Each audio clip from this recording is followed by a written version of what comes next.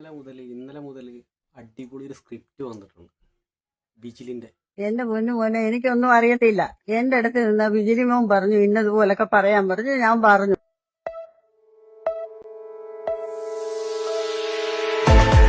വെളിച്ചവും ഇല്ല, യാതൊന്നുമില്ല. എന്തോനായി ഗവൺമെന്റ്?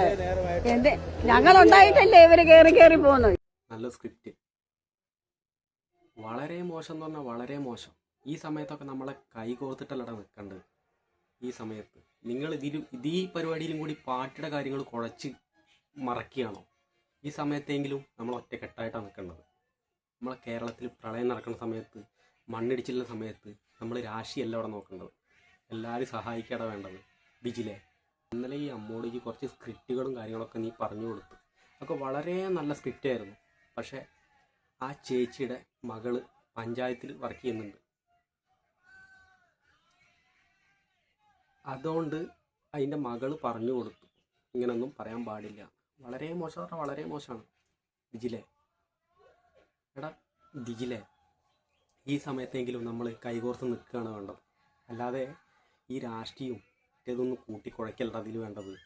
പ്രളയത്തിൻ്റെ സമയത്തെങ്കിലും ഒറ്റക്കെട്ടായിട്ട് നിൽക്കാൻ നോക്ക്. ആദ്യം നീ ഇപ്പോൾ ചെയ്യുന്ന പരിപാടി ഉണ്ടല്ലോ, സന്ദേശ സിനിമയിലുണ്ട്. ഒരാൾ റോട്ടിൽ വീണ് കിടക്കുന്ന സമയത്ത് അയാളെ മറ്റേ പാർട്ടിക്കാരും ഈ പാർട്ടിക്കാരും കൂടിയിട്ട് ഏറ്റിക്കൊണ്ടുപോകുന്നു. എൻ്റെ പാർട്ടിക്കാരാണ്, മറ്റേ പാർട്ടിക്കാരാണെന്ന് പറഞ്ഞിട്ട്. നീ ഇപ്പോൾ ഈ പരിപാടിയല്ലേ ചെയ്യുന്നത് അല്ലേ? പ്രളയത്തിൻ്റെ സമയത്തെങ്കിലും ഒറ്റക്കെട്ടായിട്ട് നിൽക്കാൻ നോക്കടാ.